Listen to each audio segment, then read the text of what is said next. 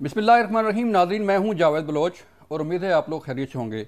आज cipher case के बाद तोशाखाना केस का भी फ़ैसला आ गया और इस केस में तहरीक इंसाफ के बानी चेयरमैन और उनकी अहलिया अबूशा बीबी को 14-14 साल कैद की सज़ा सुनाई गई है। ये केस था तहफ़ का। आपके इल्म में है कि घड़ियों का एक तोहफ़ा मिला, कई और तहफ़ मिले बतौर वज़ीर आज़म, जो दुबई में फ़रोख्त किए गए, मुख्तलिफ़ जगहों पर फ़रोख्त किए गए।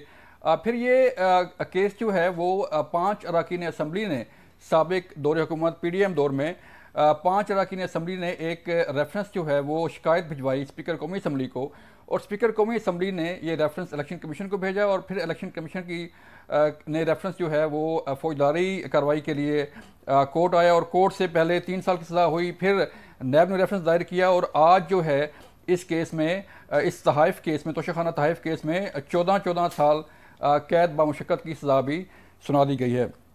ये केस था क्या, इस केस के मेरिट डीमेरिट जो है वो क्या थे, और इस केस का फैसला, इस केस के फैसले का जो असर है वो क्या आइंदा इलेक्शन पर पड़ेगा, सियासी सूरत हाल पर पड़ेगा या नहीं पड़ेगा, तहरीक इंसाफ कहाँ खड़ी होगी, और तहरीक इंसाफ के वकला का जो कहना है कि हमें मौका नहीं दिया गया जरा का, वही बात करेंगे।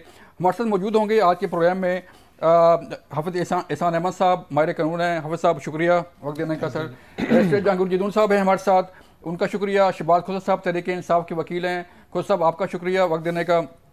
और हमारे साथ मौजूद हैं हमारे रिपोर्टर जो अडयाला जेल में मौजूद थे और उन्होंने खुद रिपोर्टिंग की, खुद केस के कई दफ़ा जो है वो वहाँ मौजूद रहे और आज भी वहाँ मौजूद थे जब ये फैसला आया। खालिद चौधरी साहब, उनसे भी बात करेंगे। सबसे पहले मैं चलता हूँ खालिद चौधरी के पास जो रिपोर्टर हैं हमारे और वहाँ मौजूद थे जब ये फैसला आया। उनसे पूछते हैं कि कोर्ट का अहवाल क्या था, माहौल क्या था और ये फैसला कैसे आया, जब ये फैसला आया तो उस वक्त क्या सूरत बनी। खालिद चौधरी में बताइएगा, आप वहाँ मौजूद थे आज अडयाला जेल में जब ये फैसला सुनाया गया जज मोहम्मद बशीर साहब ने नैब कोर्ट के, तो उस वक्त माहौल क्या था, क्या तहरीक इंसाफ के बानी चेयरमैन को मौका मिला अपना बयान जमा कराने का, नहीं मिला, क्या सूरत हाल थी? जी बिल्कुल, आज तोशाखाना केस की जो है समाअत होनी थी और आज के दिन जो है 342 का बयान जो है उस हवाले से आज मामला होना था। तो जब ये अदालत लगी है तो उस वक्त जो है बानी PTI को अदालत में पेश किया गया था और बुशरा बीबी इस मौका पर अदालत मौजूद नहीं थी और ना पेश हुई थी।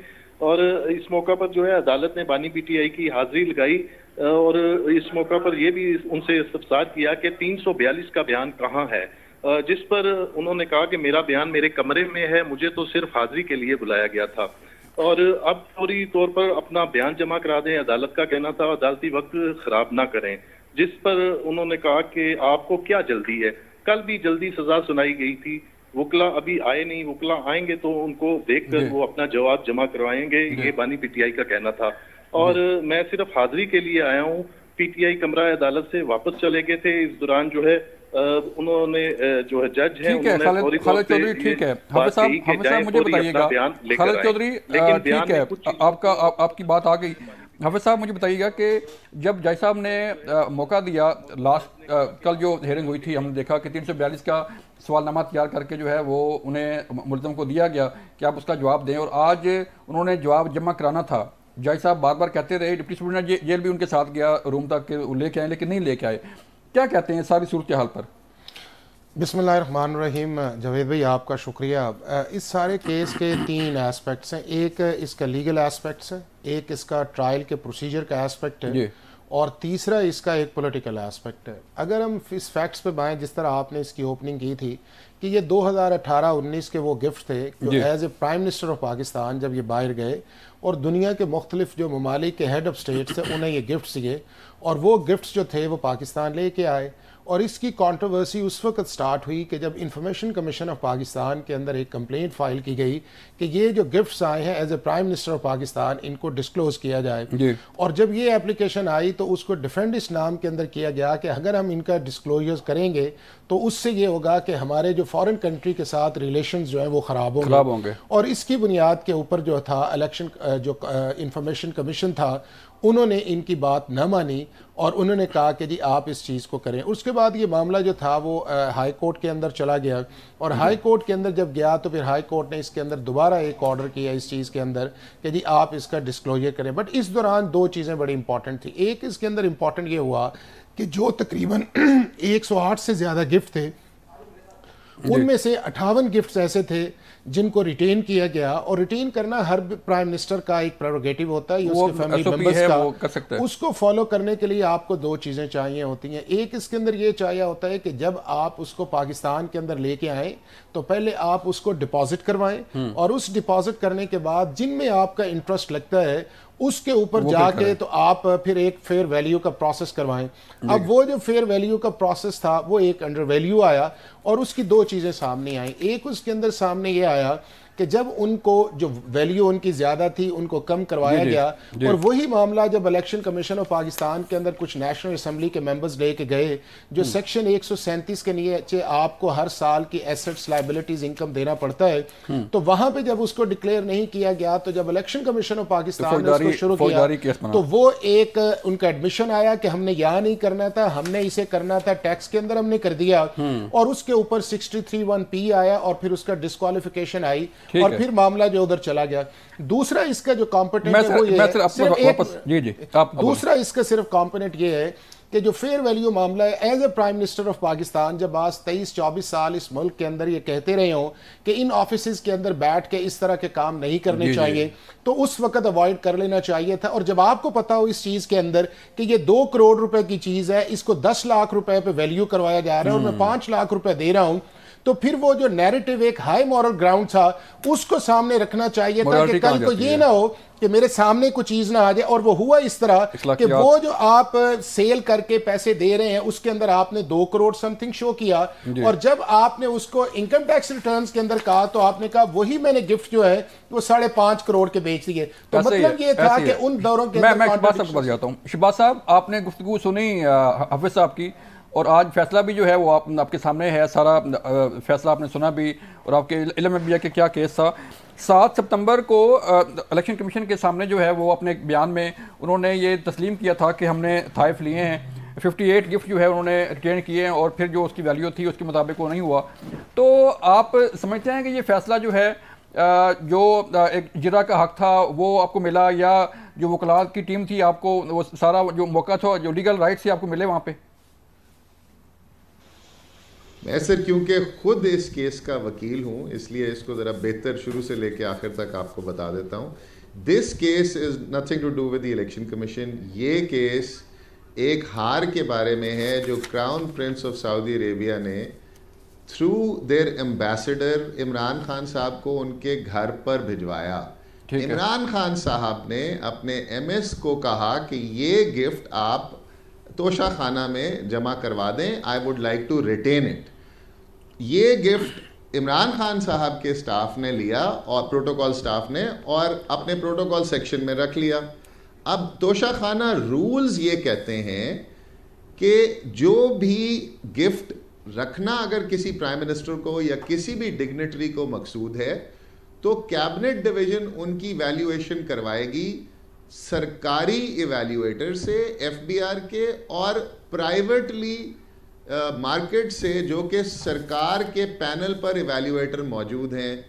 इसी कानून के मुताबिक ये सेट जो है ये पहले सरकारी इवैल्यूएटर के पास दिया गया, उसने इसको 1 करोड़ 84 लाख का 80 लाख का इवैल्यूएट किया। जब ये प्राइवेट मार्केट में भेजा गया इवैल्यूएशन के लिए तो ये 1 करोड़ 84 लाख का निकला। तो ये प्राइवेट वैल्यू के मुताबिक whichever value is higher 50% देकर 90 लाख देकर ये गिफ्ट प्राइम मिनिस्टर ने in accordance with law retain कर लिया। सर यही तो बात है ना शहबाज भाई, यही तो बात है ना कि जो गिफ्ट की वैल्यूज थी, जो चीज़ों की वैल्यू होनी चाहिए थी वो वैल्यू डिक्लेयर नहीं की गई ना, कम पैसे जमा करवाए गए, फिर उसे रिटेन किया गया। किसने कहा आपको कि कम? ये किसने कहा? आपने किस वैल्यू से इसको कम समझा है? किसने ये वैल्यू किया कि ये वैल्यू बहुत ज्यादा थी? जब अगर आप मुझे मौका देंगे तो मैं आपको बताएं सर। ये मैं आपको बता दूं, ये केस चला इमरान खान से। ये वाकया है 2020 का। ये 2022 में इमरान खान वोट आउट होते हैं 2023 में ये इंक्वायरी इनिशिएट होती है।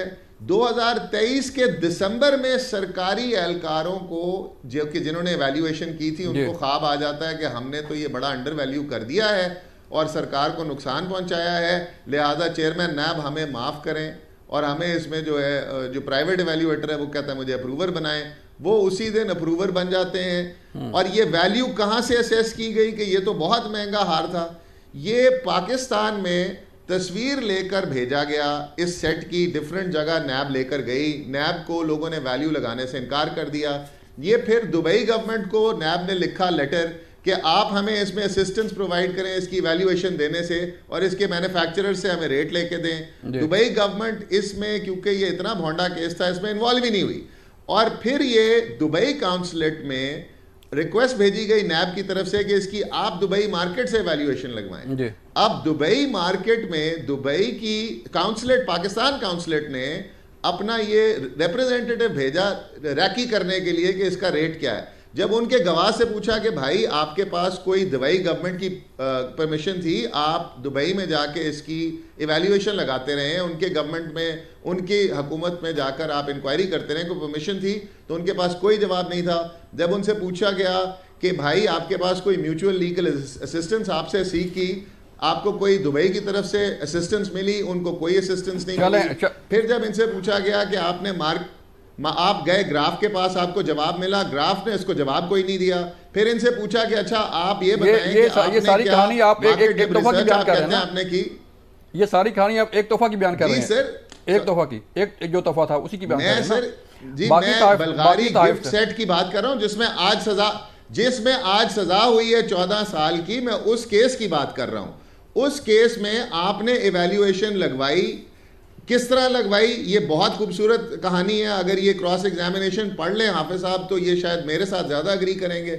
वो जो भाई साहब जिन्होंने एवैल्यूएशन की है उनसे पूछा गया कि आपने जो एवैल्यूएशन की है, डायमंड एक्सपर्ट इनपुट आपने लिखा है, इसमें कोई मौजूद है? उनके पास नहीं थी मौजूद। उनसे पूछा गया आप ये जो 40-50 दुकानें फिरे हैं, इसका कोई सबूत आपके पास मौजूद है? कोई 10-15 कोटेशन हैं आपके पास? कोई कोटेशन मौजूद नहीं थी। उनसे पूछा गया आप ये बताएं कि आपके पास अपना एम्प्लॉयमेंट सर्टिफिकेट इस कंपनी का मौजूद है?